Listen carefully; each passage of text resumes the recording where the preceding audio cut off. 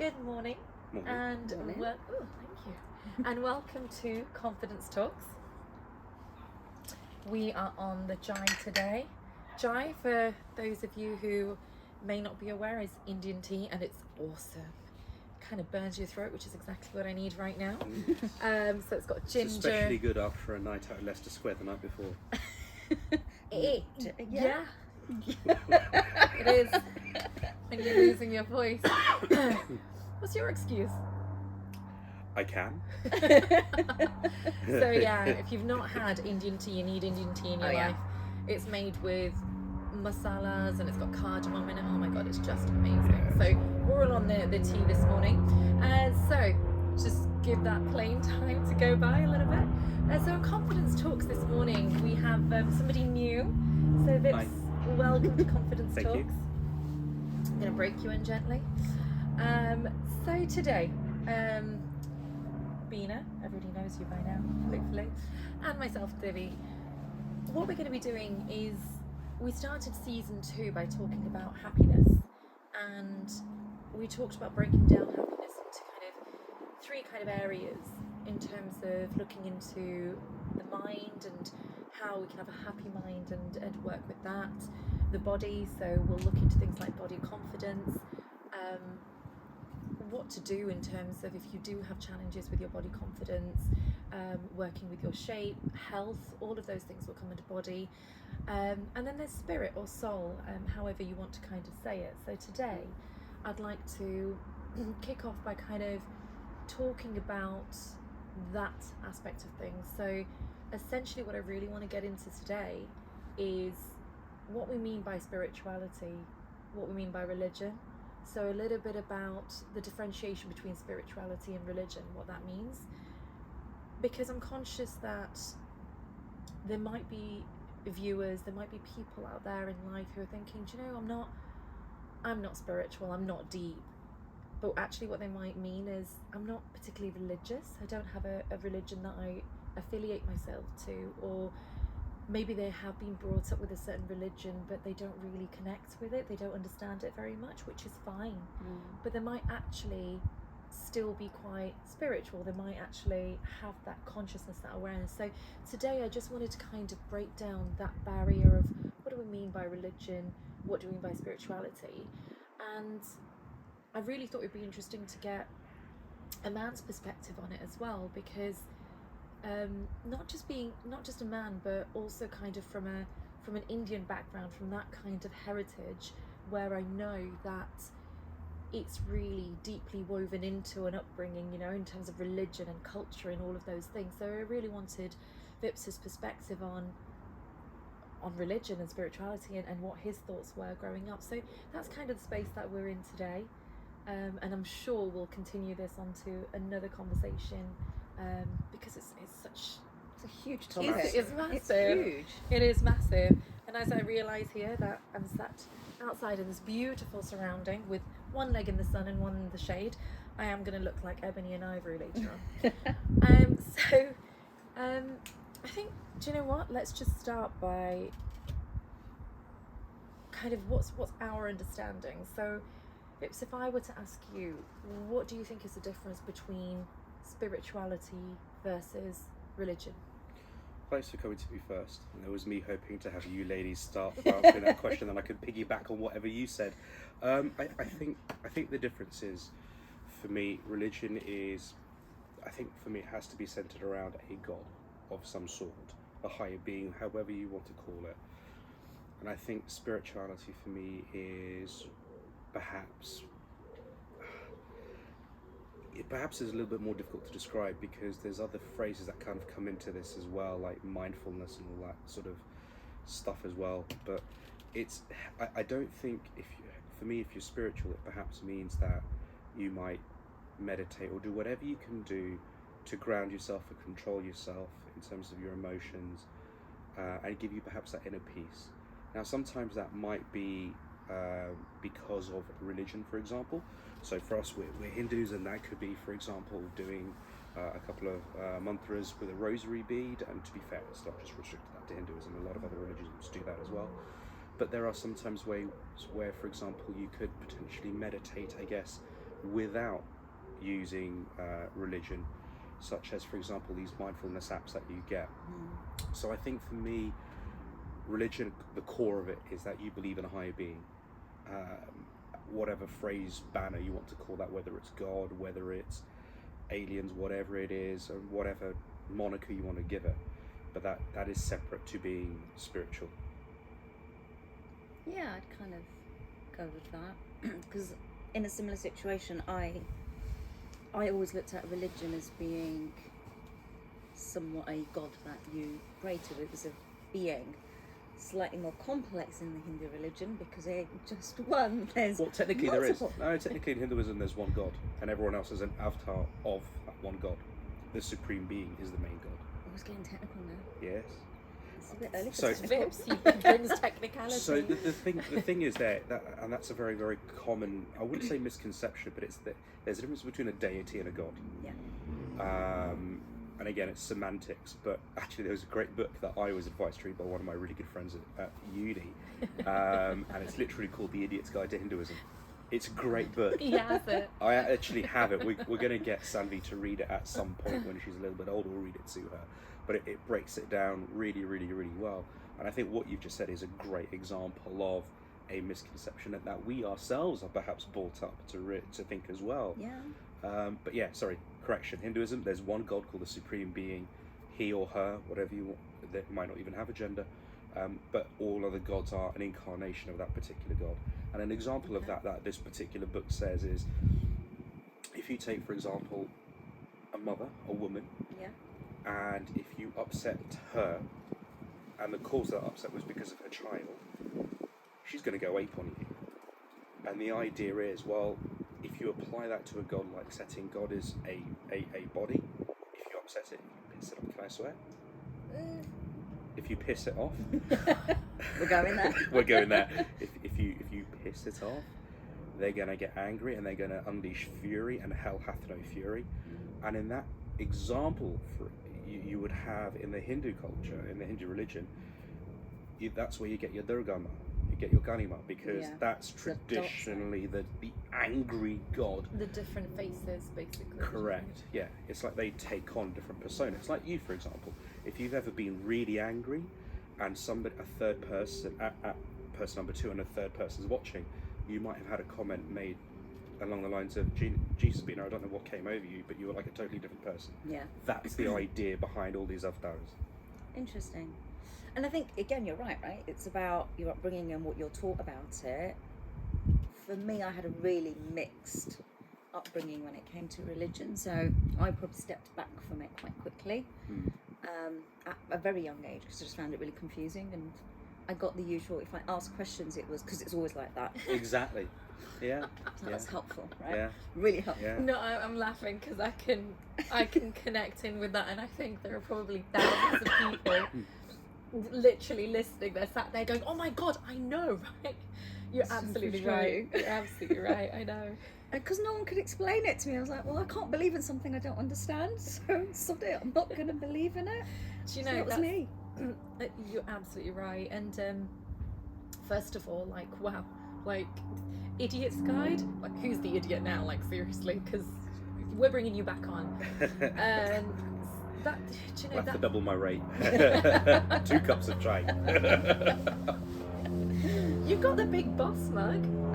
Like, check the size of It's this like a mug out. vat I of a mean, mug. it's great, isn't it? Seriously. So, do you know, absolutely, I completely agree with you. There's a lot of haze around religion, also around spirituality as well. So, one thing we can be clear on is they're kind of 2 separate paths, but essentially, they lead to the same thing. They are there for the same reason. So, when we talk about spirituality or religion, or we talk about the soul, or feeding your soul, phrases like that, essentially what we're saying is it's your consciousness, that voice inside you, that different to the voices inside you, but that voice inside you, the consciousness, the one that tells you, I don't think you should do this, or maybe I should do this. That voice that we just kind of give a name to as, oh, that's just me, that's my mind. That's what we're talking about. We're talking about an inner consciousness, and we're talking about spending time to think about that inner consciousness. Think about, I don't want to get too philosophical, I'm not saying the meaning of life, but generally just that awareness where you sit, you center yourself, and you just have an awareness of who you are, what you want to do, what you want to achieve. All of these things, they still link into spirituality. You don't have to go down the route of a religion. For some people, they get a lot of solace there, and they get it, and it grounds them, and ultimately that's what it's about, however you do that.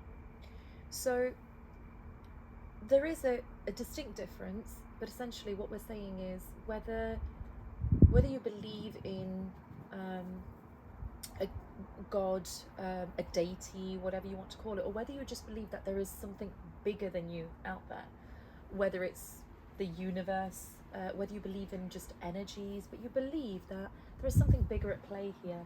You know, we're not just here and randomly and then we die and then that's literally the end of it kind of thing. It's just believing in something more. You know, what is this kind of circle of life, so to speak? You were about to break into song, weren't you? I was. Big Lion King fan over here. That is spirituality. That is that connection. So, first of all, I want people to know that you don't have to have a big awakening. You don't have to have a specific religion that you follow or believe in. You don't have to meditate every day or anything like that to be spiritual. It's just having a bit of an awareness to say, there's something bigger at play here. What do I want to achieve in life? What's the meaning of life? What is going on? Yeah, I think that's a fair way of putting it. If you look at traditionally and historically, for example, the laws in this country, and I'm going to use this country because we live here, the laws of this country are actually based on the 10 Commandments. So there is a bit of religion behind the laws of this country. Sorry, this country being? The UK. I just had to specify. Okay, fair enough. A lot of the origins of our laws in this country actually stem from the 10 Commandments. So there's a religious aspect as to the confines in which you lead your life. But I think you're actually dead right in terms of spirituality. Perhaps is how you lead that path within those confines, and I think that comes a lot from what your personal self beliefs are as well.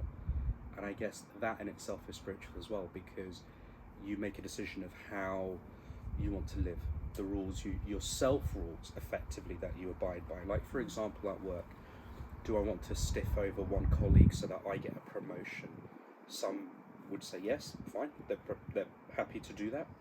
Some will turn around and say, actually, I don't believe in that. And I think it's how you lead your life that perhaps is the spiritual aspect compared to religious. That's a really good point, yeah. So that, what we call ethics, or having your own belief system. Yeah, exactly. You're absolutely right, yeah. Because anytime we talk about a topic, I like to do just a little bit of research around what's the actual definition, you know. I'll be hard with this one. What's the actual but it's pretty much what you summarised there, which is where you have created a belief system essentially, and you live by it. You live by those principles, by those ethics. That is also spirituality. And the important thing there as well is you've like you said, there's a belief system that you have, but then you also have methods to pull you back onto that particular belief system as well. And there are different strategies of doing that. So for example, meditation might be one, or whatever else it is to kind of ground you back to that particular path. And it's interesting because actually, essentially what we're saying is everyone has their own individual journey that they'll take, whether it be religion or spirituality. Because of that, my interpretation of it will be slightly different to yours, and how much I choose to. And that's okay. That's absolutely fine. And I think that's where maybe that's where previous generations, especially when it comes to religion, have struggled. And I think that's where newer generations are breaking those boundaries, because newer generations, and I say that because I'm not talking about just this generation and just but our generation, I think we were at a pivotal point, because we're kind of that generation where, and it's not necessarily because we're Indian, but we're of that generation where our parents kind of grew up a certain way and they didn't ask questions and they just followed it because that is the way it was done. And then we've come along kind of going, but what if I want to think differently? What if I want to do something differently? And I think that kind of paves the path, and here we are today. And today I think we're a lot more open to have those conversations than we have been in previous generations. But I think that's where the difficulty was. Everything was so restricted and confined, and that's the way it had to be. Yeah, but I think there's also a difference between us kind of going, actually, what if I want to believe something different? But also help me understand what you're talking about to be able to buy into it. Or Because make a decision, like an informed Because decision. we all had our own minds, Yeah. rather than just following what was always done historically. Absolutely. I think, you know, we're talking about religion here, and by the sound of it all, I'm not sure about your background actually. You're very different because you were lucky in that you were raised in India, so you would have had a very different viewpoint on religion compared to what Bina and I were exposed to. So in some ways you might have been fortuitous. Certainly what I went through is similar to Bina in that I was first of all born a boy, so I was expected to be a wee bit religious, particularly because we were born into the Brahmin caste. Now, for those of you who don't know, the Brahmin caste is supposed to be the caste in Hinduism that are the priests, effectively, okay? So we're supposed to know the most. The priests and doesn't pan the out religious that way. scholars, yeah. Yeah, it doesn't quite pan out that way.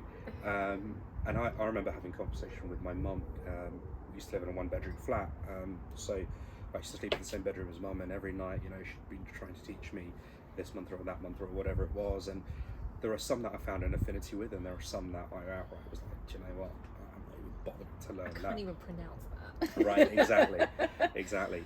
And I remember one time saying to my mum, well, it's all well and good you're teaching me about this God and that God and that God, but what are they? Who are they? What do they do? Why? And she was like, don't question it, just learn it. We never, and the Gujarati version was, we never questioned our parents in my day. Yeah. And I was like, okay, but that's not how I learned. She was like, well, tough, just don't.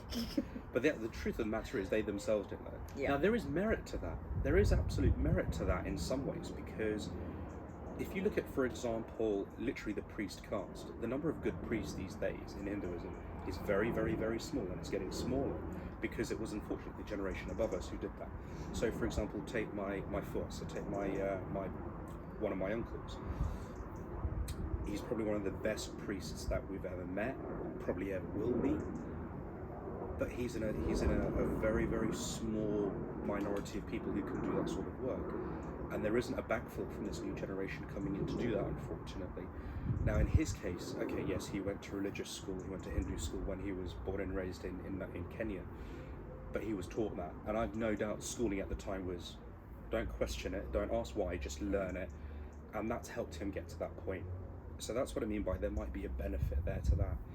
But in order for us generation to actually fully understand something now, it's not just a case of you learn it superficially, we have to understand the foundations. Yeah, we want the depth. Exactly. And I think from my perspective, I went on a bit of a journey where it was expected to, you know, we was expected to learn about Hinduism. It kind of tailed off to the point where I actually considered atheism, because there's a great book out there called such a great book, I can't remember its name. It's written by a guy called Stephen Dawkins. It's called The God Paradox, I think it is. Wow. Okay. And he's a scientist. He completely slates religion. He's a total atheist, totally slates religion. And he uses an example for in the book of a surgeon who's performing open heart surgery on a patient. And his example in this is that, well, the patient might at the end of the surgery fully recover and turn around and say it was a miracle, thanks to God, that he survived. And Stephen Dawkins' reaction is, well, actually, it's not a miracle. It's the 10-20 years worth of training to be a cardiothoracic surgeon that's let this patient actually survive at the end of it. Yeah. So there's a lot out there. And I think the other thing as well is, certainly in terms of Christianity, and maybe I'm being wrong here, it used to be a case of you go to church on Sunday. Those kinds of, the numbers of churchgoers these days is dropping, without a shadow of a doubt. It's interesting to see in Hinduism, actually, I mean, I haven't been to a temple in ages, but all of the temples around here, and we're on the doorstep of a big one around the corner in Watford, the Hare Krishna Mandir, they're heaving. I would suggest, if anything, their population, their followers, their devotees are probably getting bigger. Okay. So I do find that quite interesting. But I think the way the culture is going these days is perhaps it's not cool to be religious. we had there was a girl at my school whose father was actually a vicar. He was a Church of England vicar in East Barnet, and she got called all the names under the sun. She was called a Bible basher's daughter and all that sort of stuff. She was actually teased. So I think that there's a certain stigma sometimes associated with perhaps being religious, which is a bit of a shame. But anyway, in terms of this journey, I think you then have to find your path and think about whether or not actually God is something you want to believe in or not. And God can be anything, and I think that's why I like Hinduism so much, because anything can be a God. It doesn't matter if you call him Jesus, Allah, or Buddha. They're all God. They're all a deity to us. I think that's an advantage. I think the other thing to bear in mind, especially within our culture, is there's a difference between religion and tradition. And the two seem to so intertwined that you kind of go, okay, is that because it's always been done this way, or is that because of something different? Yeah, great example. You know, for us, eating meat. Yeah. I had when I first met this. So Debbie's a vegetarian. I'm not. I'm a carnivore. Give me Nando's any day of the week. But I'd like to add, I'm a vegetarian by choice. This is very true. When I first met Debbie, her mum tried to sit me down and tried to make me a vegetarian. And I just turned to her and said, well, show me in the Bhagavad Gita where it says you have to be a vegetarian. That's so you. Yeah. But there is nowhere in the Bhagavad Gita, in our religious scriptures, that say that's the case. Even if you read the Upanishads or whatever it is, there's nothing in there that says you have to be a vegetarian. In fact, when we then spoke to my uncle, the priest, he actually said, yeah, you're right, there's nothing in the religious textbooks to say that's the case. In fact, if anything, what he said is there's one deity, and I can't remember who it was, I wish I'd paid attention when he was speaking, is that he actually they wanted sacrifices of meat served up to them.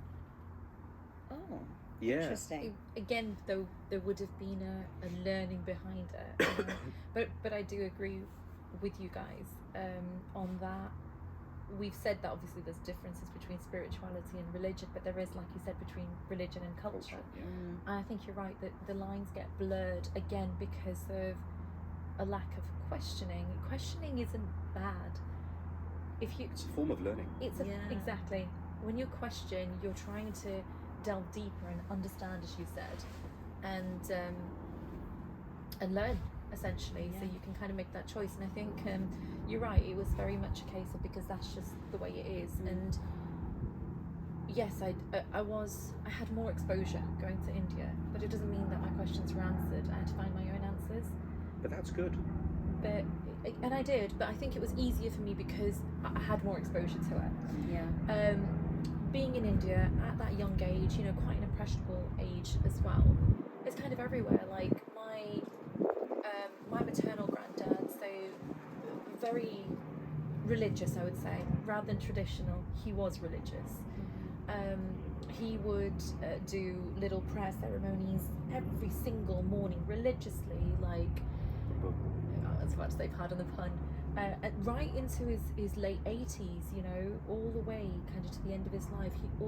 He was a man of principle. And so I've seen it, everybody in our house used to, it's like you had to book in a slot in the temple room. You had to book in a slot because it was too busy. So my auntie would do her prayers and all her things. My grandma would, my granddad would, and like everybody, and it was their time. It wasn't for you to sit there and do as a group thing. That was that person's time to do whatever they wanted to. And that's really important, because what your family in India were doing, by the sound of what we were discussing earlier on, is they were using religion as a form of spirituality as well. And you said the important thing there, it was their own time. It was time where they got to spend by themselves. I hate the phrase, but grounding themselves, or just having that inner calmness, inner peace, to be able to prepare themselves to face whatever came to them that day. And that's really important. The important thing is also that works for them.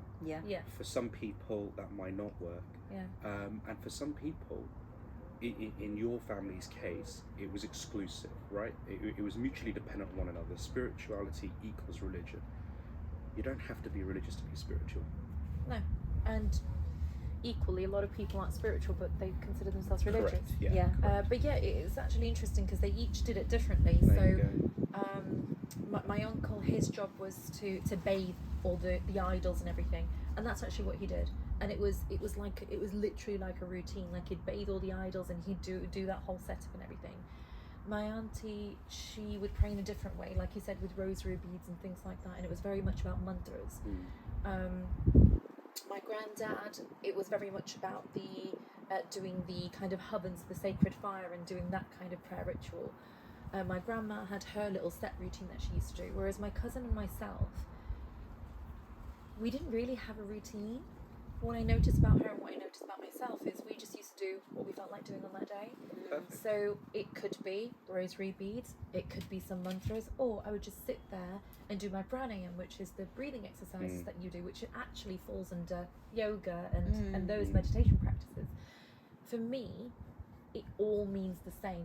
That's my understanding. You know, yoga, meditation, all of this, it's working towards the same thing. It's unifying your mind and your body.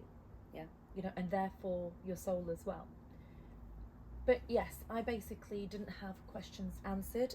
I did it through observation. I did it through seeing everybody and seeing how things were done. I religiously went to the temple. Yeah. But frankly, as a child, that's because I got to go to the shop on the way and get some sweets. Always a motive. I was gonna say. That's where Sanvi gets it from. But I went, and I think what it does in children, what I believe it does, that just instills a routine, doesn't it? But then there does come an age where you have to start asking the questions to learn. So I went off and I found the answers. That's the important thing as well. And so I did connect in with Hinduism, you know, but like you said, I love Hinduism because I find it very free. I don't find it restricting. I also respect and connect in with other religions. My uncle, so my paternal uncle, actually, I consider him a bit of a trailblazer, a bit of a trendsetter. So it's my uncle, so we're talking about probably in the 1980s maybe, or even earlier. He actually broke form. He didn't connect in with the Hindu religion, and he had to tell his parents, aka my grandparents, that he no longer wanted to practice Hinduism. Good for him. And he went into the really Baha'i great. faith. Oh, interesting. Wow. So actually so quite great. controversial as well, because any break from religion for kind of your ancestors and that kind of generation is very difficult for them to accept. Yeah. But he did it, and till this day he follows the Baha'i faith. And I remember when I used to stay with him, we used to read from the Baha'i prayer books, and even from that young age I used to think, well, I didn't see the difference. Like, for me it's all one and the same, and I still feel the same. I will connect in with different religions because ultimately what they are trying to teach you and what they're trying to guide you, the path they're trying to guide you on, is the same. Yeah. It's interesting because I think like I hear the way you guys went through your journey, and I look back on mine and I kind of go, it was nowhere near sort of that. So for me, my grandmother was definitely more religious. My mum, I'd say was religious. My dad is not on any level, not at all. My grandfather, I don't know with my grandfather. I think he never used to pray or do anything like that, but he loved watching like stories, like back then when we had cable. I'm really showing my age now. He'd watch it on like cable or whatever. Like the religious programs, like the story, following the story stories and stuff. So he'd love watching stuff like that, and he made us record them for him and everything. But he wouldn't pray, or he's a big drinker, big meat eater, and all the rest of it. He didn't really follow anything else. So I only had my grandmother and my mum as my teaching guide, and they were part-time with it and all. So it was kind of, I don't say that as a joke, but it wasn't, they weren't fully religious, so they weren't doing regular prayers. Like my grandmother would still 5 minutes with her rosary beads, or if she was just sat on a chair, she had nothing to do, she'd pull her rosary beads out. And so it was just a really weird atmosphere. So religion was never at the forefront in our household. So I don't my reality of it was take it or leave it. Kind Mm. of, I was never pushed to get into it until a certain point in my life, and then I got all confused and was like, I'm not playing anymore. But yeah, just growing up, it just wasn't that big a conversation. It was more tradition that I was pushed into than it was actual religion. Yeah. I think that comes down generationally as to what's handed to your parents and what's handed to their parents. Yeah. So let's just look at this kind of, we've looked at kind of the difference between spirituality and religion. Let's look at this culture versus religion. And this is not strictly to do with Hinduism or anything. I think there's plenty of people out there who will listen to this going, yeah, I've got the same thing going on in my family, you know, or I did when I was younger. So traditions is dictated by really society. It's someone somewhere one day, generations ago, decided to start to do something, and then it's just caught on essentially like wildfire, and it's just kind of like cascaded down the generations.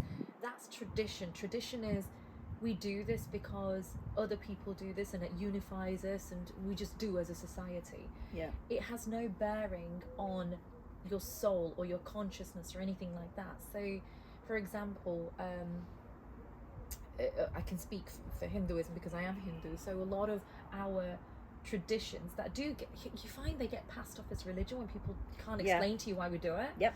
When they don't have an answer for it, they're like, it's because it's in our religion. And it's not really though, is it? No. It's not a religious thing. So for example, let's take our festivals, right? Because we have a lot of festivals. Yeah, we do. So we have, for example, let's take Diwali, right? Big festival. Pretty much everybody knows what Diwali is. We call it the Festival of Light. The religious message of it is about perseverance, about working hard for your end goal. It's about the triumph of light over darkness, of good over evil. But that's not like, it's not personifying people like a good person, bad person. It's within yourself. The fight's within yourself. It's about the positive, the good thoughts winning over the negativity in you. It can be reached on so many different levels. Ultimately, that is what it represents. It represents, Diwali falls around kind of coming into winter essentially. So you are then talking about kind of the light coming thereafter. So the actual religious meaning is that. Yeah. The triumph of light over darkness, good against evil, that kind of thing. The tradition side of it is, let's make loads and loads of snacks, right? Stuff our faces, eat loads of sweets, and just kind of what we do at Christmas. I was just about to say, it's Yeah. very similar to Christmas. Yeah, But exactly. people, Christmas. that's how people explain it. Yeah. It's like our version of Christmas. Yeah. So we overindulge, right? It's like, right, how much? What else can I chuck in the frying pan? What else can I fry? Let's fry some stuff. Yeah, everything gets fried.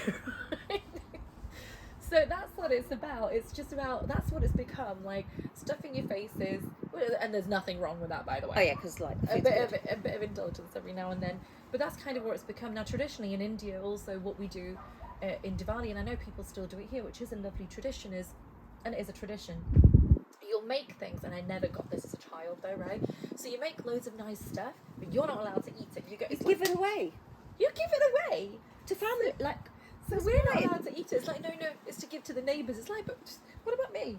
So you basically make snacks. The idea is, and you visit your different neighbours and family members, and you exchange your snacks. And I'm like, why can't we just eat our own?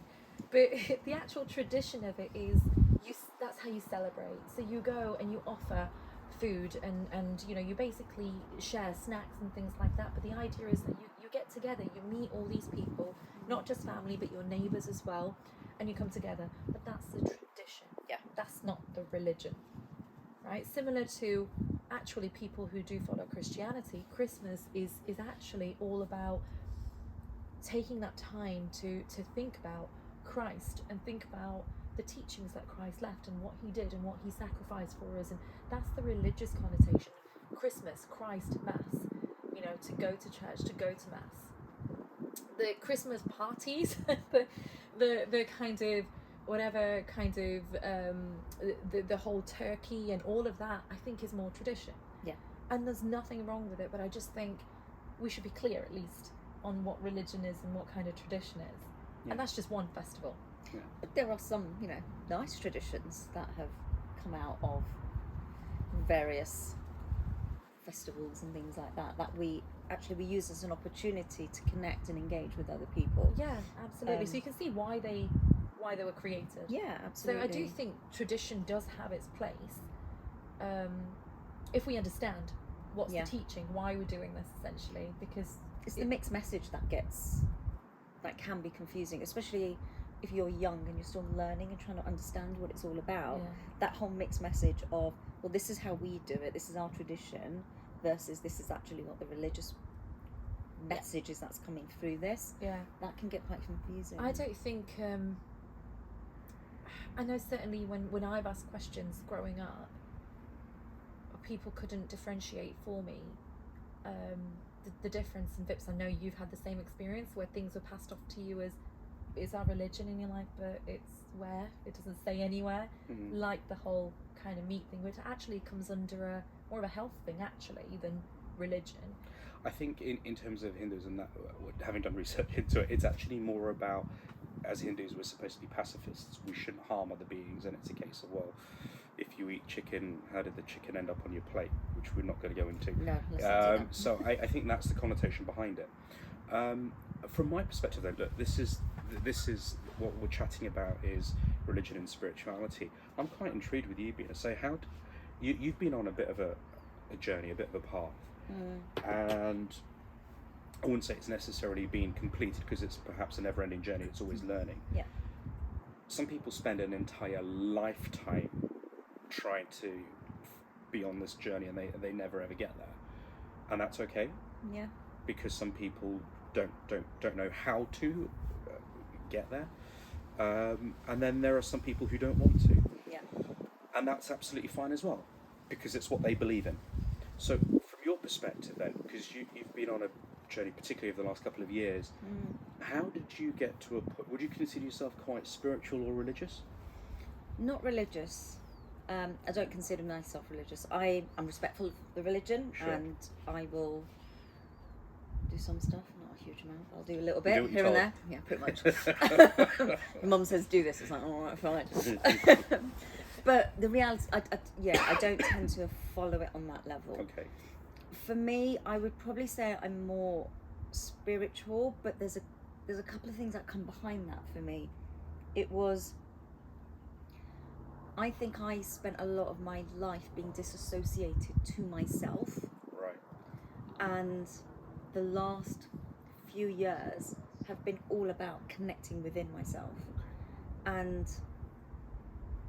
I've just followed that through. And actually, what I've been doing is, by connecting with myself, found a different path. And I know you're better at the science than I ever will be, but for me it's just about raising the vibration of my energy and getting myself into a whole different space. And I find, having connected with me, who I am, what I want to be, I just found my own path, and I don't follow any one thing. I just do my own thing. And how did you do that? Because I think what I'd also perhaps like to do is, whoever is watching, if perhaps they are looking for some inspiration, how did you go about doing that? How did you go about doing it? What did you do? What did that look like, or sound like, or feel like? I mean, presumably it started with a spark where you were like, do you know what? No, something's got to change. Or maybe it didn't. It kind of did. So I think I'd gone through a bit of a period in my life where I'd probably hit rock bottom. Mentally, physically, everything. Right. Okay. In a whole space, and it was a case of, all right, you need to put yourself together again. And through some help and support and direction, I started to build that part of me mentally together.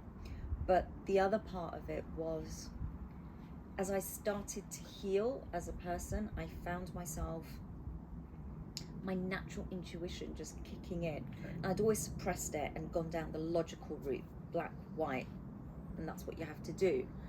But then there was this grey area that was coming up for me where I'd get gut feelings and gut reactions about stuff, and I'd always ignore it. And I started to make a more conscious choice about following it through and seeing what happened. Okay.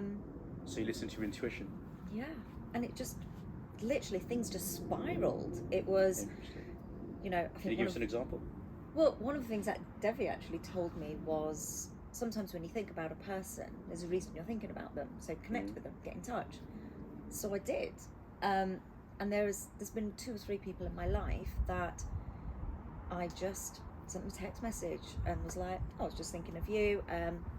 Give us a shout, like, you know, if you want to meet up for a drink or whatever. Ooh, ex-boyfriends, potential boyfriends. We ain't going there. But and by following it through, my world opened, and we built amazing friendships, and I've met more people, and it's introduced me to more things than if I hadn't. Interesting.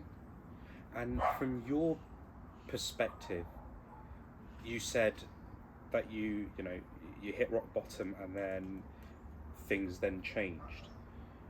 Do you think you would be at this point where you are now on your journey ever if perhaps you didn't find someone to give you guidance? Or do you believe that, I mean, we're talking about Debbie here. Yeah, she knows it. Do you feel that if she weren't there to perhaps give you guidance or support, whatever it is, whatever support she's given you, do you feel you would have got there eventually anyway? It would have taken a hell of a lot longer, and I would not be as, what's the word I'm looking for, free and connected to myself as I would have been. So do you believe the universe brings you somebody when you need it? Well, put it this way, Devi and I have known each other but I knew Devi before you guys got married, so over 10 years, right? And yeah. Wow. And we always were drawn to each other, like when we'd meet up at work events, but then we'd go off and live our separate lives. And when I was going through my stuff, she picked up the phone. She was like, "Are you okay?" I was like, "No, really not in a good place." And she was like, "Get in the car, drive over." Oh, interesting. And that's how it started. And that's how it started. So she came into my life properly in the moment that I needed her the most. Interesting. I just didn't know I needed her. Kind of kicked down the door, to be honest. Oh, she just rammed it, right? There's just no other way to say it.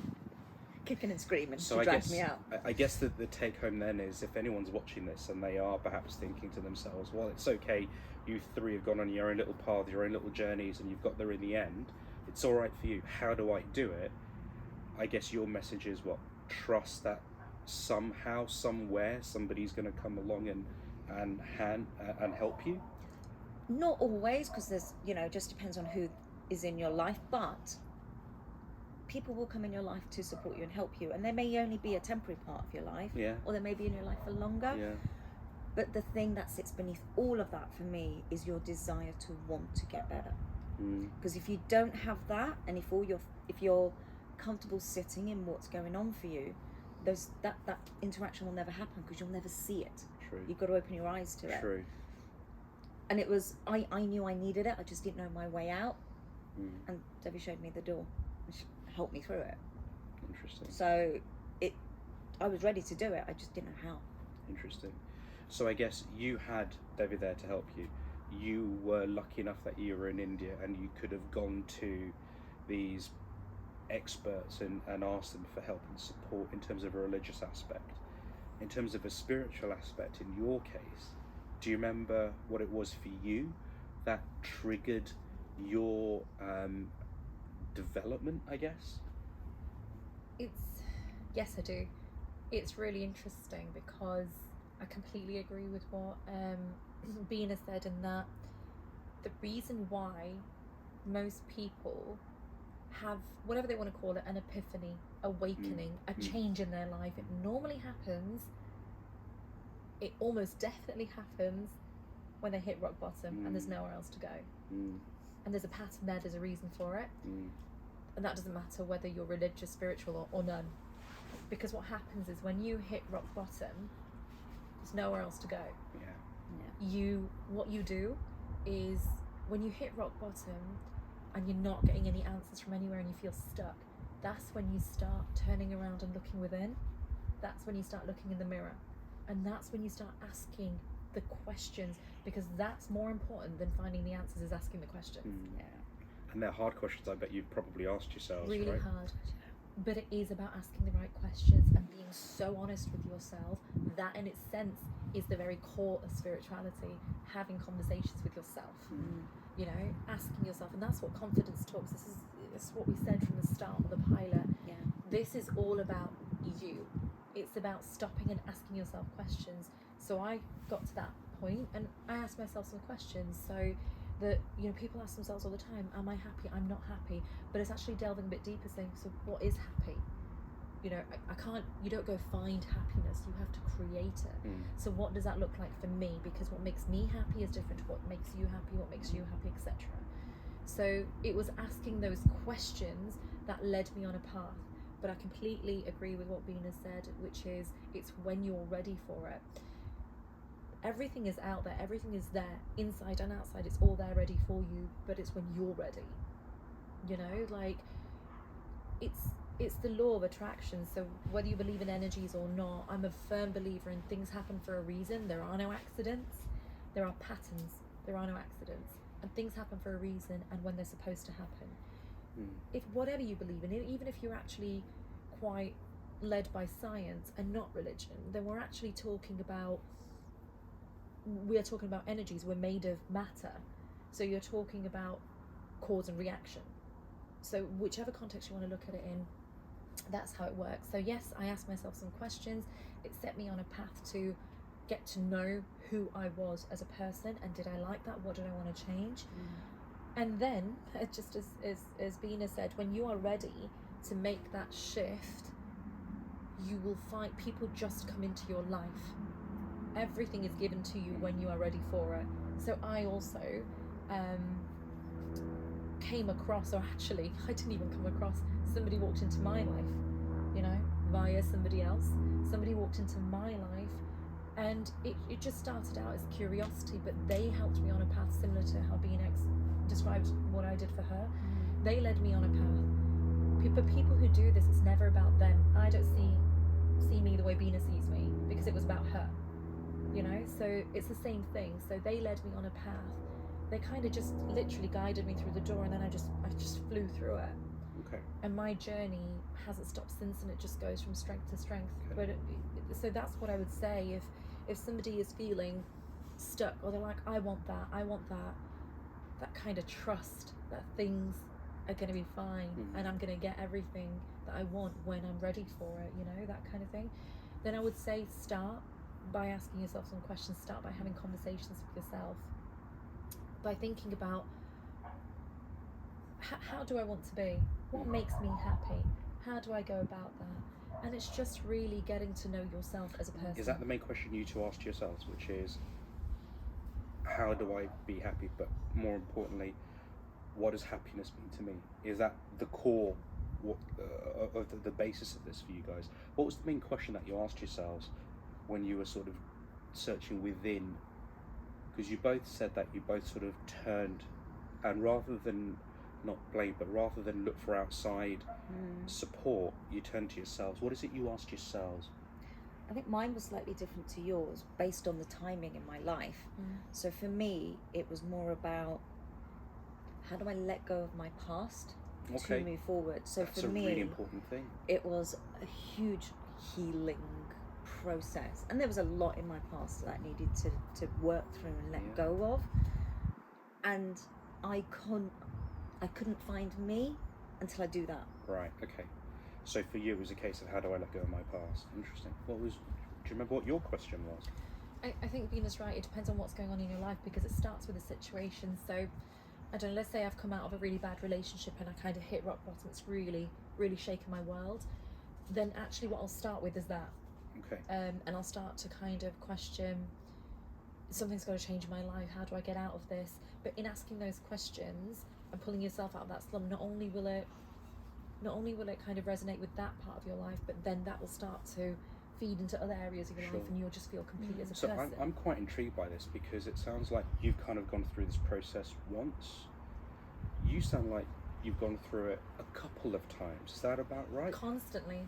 Because we're always changing, aren't we? It's not, my understanding and my belief is happiness is something to be experienced and lived every single day. It's not something to be attained.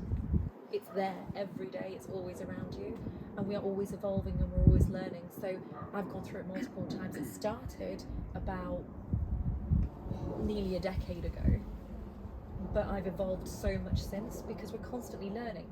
Yeah. At the time, it was about what's actually going on. How do I seem to have everything around me, but yet I'm not happy what's going on.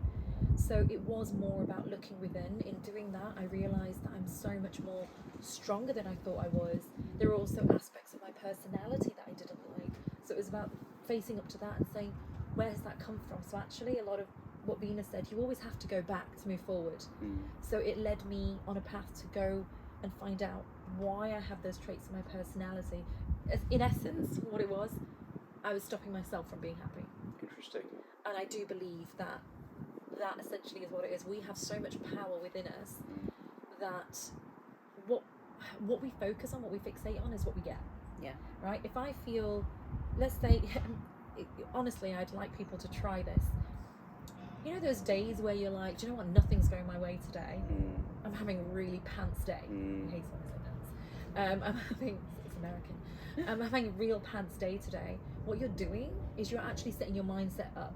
Yeah. So you are looking for things that are not going your way. Yeah. So you're attracting more things not going your way. And because I'm in that mood, I'm giving off those vibes, which is going to rub other people off maybe the wrong way, and therefore attract more negativity. Yeah, you get more evidence to add to your belief system. Yeah. Exactly.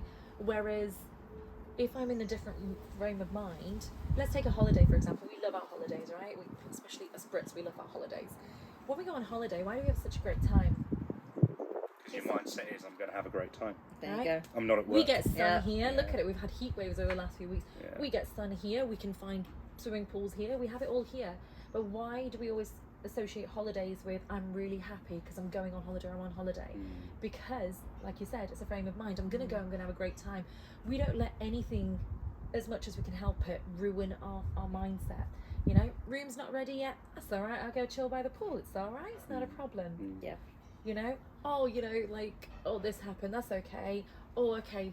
Dinner's going to be late. Not a problem. We'll do this. We'll do that. We have a very easy go attitude. Yeah. So it's your frame of mind. I'm a firm believer in this. But, you know, we will talk about that, because we said that one of our topics around happiness is going to be mind, because we're talking mind, body and soul. When we talk about mind, I am going to talk about mindset. Sure. You know, so how do you get that? Sure. For today, looking at the time, we are going to have to sadly leave it here, because this is We've only just scratched the surface. Vips, like, I'm sorry, you're going to have to clear your diary, because we're going to have to get you back. Not only because, and you know this, I love your brain. Not only are you such, he's going to blush because he hates compliments. Yes, it is. Not only, He's not even looking at you now. not only, honestly, are you such an intelligent person, so you actually bring a lot of different facets, and you bring facts and stuff like that to the conversations, which is brilliant. But also, you to keep us on track.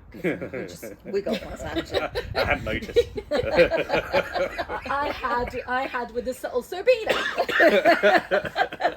I thought, he's reining us in. So he also keeps us on track. But do you know what? Also, we set up this saying it's not. This isn't just for men, women, or anything like that. So I really want to get a guy's perspective on things as well. So on some of the other topics, I definitely want to pull you in. Yeah, I'd be more than happy to. So if we're going to wrap up soon, which by the sound of it you're trying to tie in, I haven't been on the spiritual journey you guys have, to be honest with you. I've been on a bit of a religious journey. Spiritual journey, I'm no way near where you guys are, without a shadow of a doubt. So for anyone who's listening or watching, are there any tips, any bits of advice, any support you can offer them? Not necessarily golden nuggets, but something that they might be able to take away from this this podcast, where if they're in a situation perhaps that you guys might have gone through, to be able to help them. Oh God. For me, I would say do your inner work first, Okay. and then the rest will start to unfold. Because if you don't focus on healing yourself and focusing on yourself, you won't be able to listen to what your intuition is saying to you. And that, for me, was the start of my journey. Interesting. What about you? As I said, I'm a firm believer in everything happens for a reason, and it happens at the right time. So honestly, if anybody's watching this, it's already happened. The wheels are already in motion. The fact that you've stumbled across this and you're watching this or you're listening to this and something inside you has clicked. It just needs a seed. You just need a seed. It could be just a question of, do you know what? I've been meaning to give myself time, but I keep finding excuses. I keep saying, I'm busy, I don't have time. And maybe this is that seed that's planted where you think, just one change, I just want to do something for myself. And you might think, okay, I'm going to look at an app, and listen to some positive talks, or try meditation, see if that's for me. I mean, meditation's a broad word. Yeah. You don't, I'm going to call it just mindfulness or self-time, I'm going to basically call it. Yeah. Whether you use apps to do that, where you just listen to music, close your eyes and relax, whether you want to take up yoga and that's the way you relax, something, if you've come across this video, it's already started. The wheels are in motion. Whatever you're waiting for, it's already happening around you. Yeah. Go with the flow. That is the best advice I can give. Go with the flow. Don't just be observant. Be thankful for stuff that goes your way. Be observant. Have a look around you at all the little things that you have in your life. Be grateful for that, and you're going to get more. And in terms of reaching out for support, you can comment on our channel. You can email us, confidencetalks1@gmail.com. So you can email us and reach out to us, and we're more than happy to have those conversations. Bina is a certified coach. I'm also doing a coaching course as well, so we can support those conversations as well. So it's not just all talk. You can also reach out for help as well. There's one thing I would want to add before we finish, which is we make it sound like this will only happen to you once in your lifetime, like the opportunity presents itself. It doesn't. For me, I had multiple opportunities to take this path before I followed it. I just wasn't ready to take it at that time. So it's just been, don't think, oh my God, I've missed my chance. It doesn't work like that. It will keep coming. Yeah, very true. What's yours is yours. It's like that gorgeous pair of shoes that's just in the cupboard, just waiting for you to put them on. They're always going to be there. They're always there. I always come back to shoes. They're always there, just waiting for when you're ready. So absolutely, today could be the day, tomorrow could be the day, it could be next week, it could be next year. It's when you're ready. But whatever I guess that messenger is, might also be subtle. It might not be smack bang in your face of, yes, I'm here to help you. It might be a bit more subtle than that. No, I wasn't subtle. She's definitely not. Indeed. She's definitely not subtle. Definitely not subtle. For me, it was books. It was a book came across my path. There you go. Something as simple as that. It And can 9 be. times out of 10 previously, you might have discarded a book like that and just use it as a paperweight or whatever, or piled stuff up on top of it. I guess the universe sends messages, and you will pay attention to it when the time is right. Yep.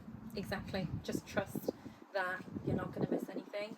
Like I said, even if you're listening to this, the seed's planted, wheels are in motion already. So help is out there. Help, support, whatever you need is out there whenever you're ready for it. But I just say, just stay curious, keep asking the questions, and start with yourself, as Bina said. Get to know yourself first, and just go from there. Great stuff. Any last words you wanted to add? Yeah, it's a shame we can't keep it going. You enjoyed it, huh? Yeah, it's been a lot of fun. It's kind of, like you said earlier, it feels like we're only just scratching the surface. We could go on for ages. We can't, unfortunately. But yeah, I think that's a really strong message to finish on, which is that just pay attention. It will be there. Help will be there when you're ready for it. Yeah, absolutely. Did you quote Harry Potter? No. Well, actually, Yes! That was Dumbledore. That was Dumbledore. I'm such a movie buff. Help will be ready for Help will be given to those who deserve it in the Deserve end. it. Was it Actually, deserve was it? in the end he changed it. yeah, to he deserve changed it from the second one to the sixth We're one. going to be here in Right, another half yeah, an yeah, hour. yeah. Okay, so Cool. do you know, Vips, thank you Pleasure. so much. Pleasure You was mine. genuinely added so much. Thank you so much. Pleasure was mine. Bina, always a pleasure. You and I could talk Yeah, until we we're could blue talk in the forever. face. And for those listening, thank you so much for listening. You can subscribe to the channel, which means you don't miss any of our episodes that are released, and reach out if we can support in Yes. any way. But Yeah, aside from that, very good support. but aside from that, have a wonderful, wonderful day. Take care of yourself and get some masala chai in your life. Oh And, yeah, for sure. Yeah. this is Confidence Talks. Take care.